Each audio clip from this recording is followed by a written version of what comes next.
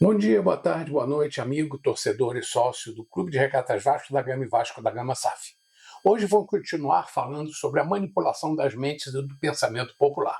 Para os mais esclarecidos e estudados em política internacional, pode parecer óbvio o que vou dizer, mas para muitos, e não são os meus ouvintes, claro, pode ser novidade.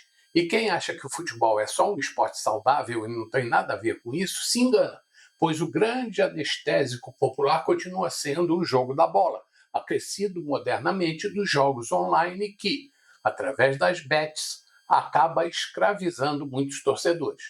E por incrível que pareça, a liberdade de apostar em tudo sobre os esportes e principalmente sobre o futebol, com áreas legais, pode ser, e não estou afirmando nada, uma forma de lavar dinheiro, inclusive internacionalmente. E estas entidades, não consigo chamar de empresas, pois evoluíram e se multiplicaram rapidamente, estão infiltradas na sociedade patrocinando mídias, clubes e até órgãos como a CBF. Nossa, como eu não tive essa ideia maravilhosa antes. Pois é, mas sobre isso eu vou falar depois. Agora eu vou falar da relação de uma grande empresa com o poder que usa a política e o esporte para se manter na moda. Já tentaram muitos segmentos para encher as burras de dinheiro. Usaram até a parte da mídia que investiu nos reality shows, mas esses acabaram enchendo o saco do público. Assim como as novelas que caíram na mesmice e não atrai como fez no início e durante muitos anos. Ah, mas a política sempre uns contra os outros e o futebol apaixonante nunca saiu do holofote da rainha da mídia. E como isso aconteceu? Como começou? As instituições que hoje adotam o Plim Plim como a marca registrada iniciaram sua escalada para dominar a mídia há mais de 100 anos atrás, mesmo que não imaginassem isso, e cresceram muito na época dos governos militares. E não vou explicar por quê e nem como, pois isso ofenderia os mais velhos e os jovens esclarecidos, que ainda pensam com suas próprias mentes.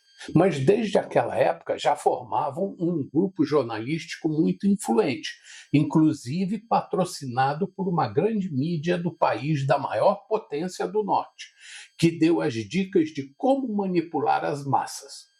Claro que, para pagar suas contas, após a saída do governo militar, tiveram que mudar de lado quando o comando passou para um governo comunista, que vem dando as cartas há mais de 20 anos, com breve interrupção entre 2019 e 2022.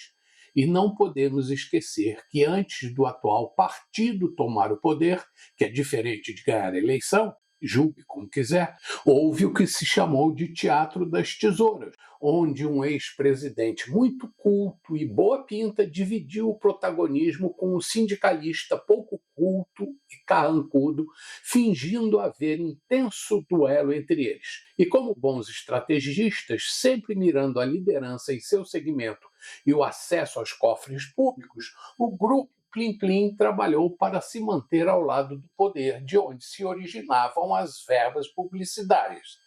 Claro que ganhou a prioridade de acesso a material jornalístico, desde que a narrativa, nem sempre verdadeira, fosse direcionada ao favorecimento do governo. Com certeza, após décadas de doutrinação e infiltração no sistema educacional, o jornalismo deixou de ser informativo para ser doutrinário. E a mando de quem o jornalismo sequestrado atua? Quem possui mais de 2 neurônios sabe. Não é coincidência que a Rede Global tenha se dedicado a agir também no segmento esportivo e principalmente no futebol. Não é à toa que tenham investido pesado nas transmissões e nos programas sobre o tema.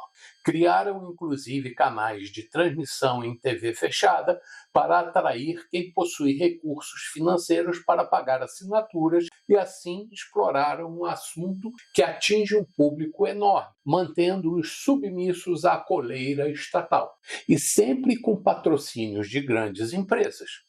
Afinal, Para que serve uma educação enfiada goela abaixo nas escolas primárias, secundárias e de ensino superior, se não for para manter a população no cabresto estatal? E para dominar o povo usando um segmento midiático submisso e pago com verbas públicas, nada melhor do que investir em jornalistas com viés atravessado, verdadeiros agentes esquerdistas formados nas escolas de doutrinação. Isso mantém o povo distraído. É o tal do pão e circo, não é? E para melhor realizar essa missão, o ideal é usar as redes televisivas jornalísticas e informais já dominadas. E usar a maior mídia para dar esse golpe seria o mais correto, pois ela já foi exemplo de imparcialidade antes de se vender por 30 moedas. No Vasco, por exemplo, além dos políticos filiados a partidos comunistas infiltrados nos órgãos estatutários do clube, muitos jornalistas e influenciadores das redes sociais fazem o papel de desinformar o público com a intenção de desvirtuar os princípios dos nossos fundadores. O desejo deles é fazer com que o torcedor ache que o Vasco é o clube mais perseguido do mundo. Por isso batem na tecla de que o mundo nos odeia por conta dos nossos princípios. Isso é mentira. O mundo, pelo menos o imenso grupo de pessoas bem-intencionadas, estão do nosso lado. Sonham com igualdade, respeito e liberdade. Quem discorda disso são aqueles que trabalham para a implantação de um regime que cerceia a liberdade, desrespeita os direitos e só admite um tipo de pensamento, que vem dos seus líderes. E muitos desses comunistas estão arraigados aos órgãos estatutários do Vasco. Acredite se quiser. Alguém ainda lembra quando, recentemente, a tal da emissora fez uma chamada sobre a Copa do Mundo de Clubes realizada nos Estados Unidos, dando relevância aos times brasileiros que participaram dela e incluíram no vídeo uma caravela com um navegador vestido a caráter como um capitão da época dos descobrimentos, dirigindo sua nau em direção ao país anfitrião da competição, mas triste porque não participaria dela? Uma referência de mau gosto que claramente se refere ao Vasco como o único clube carioca que não participaria da disputa. E eu pergunto, por que essa emissora, aliás, esse grupo de mídia fez isso? Por que adoram o Vasco ou porque combatem sistematicamente os princípios de nossos fundadores? Aliás, eram cidadãos comuns que só queriam praticar um esporte sem impor restrição alguma a ponto de admitir sócios de quaisquer origens, desde que aceitassem a cruz como fundamento. Mas isso, a tal da emissora e os seguidores da ideologia que não aceitou outro pensador a não ser eles mesmos, não pode admitir. Por isso defendem que só haja uma corrente de pensamento e combatam sistematicamente a liberdade de expressão. E se deixarmos que isso aconteça, nós e nossos filhos e netos seremos escravizados como acontece nos países já dominados. Nesse vídeo falei sobre o que acontece em nosso país, em nosso futebol e no nosso Vasco.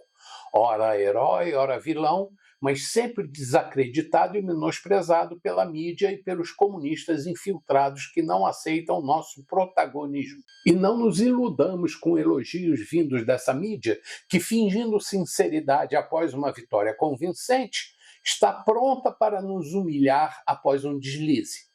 No próximo vídeo, volto a falar sobre a situação do gigante e a dificuldade de voltar a ser grande. Bom dia, boa tarde, boa noite, amigo, torcedor e sócio do Clube de Regatas Vasco da Gama e Vasco da Gama SAF.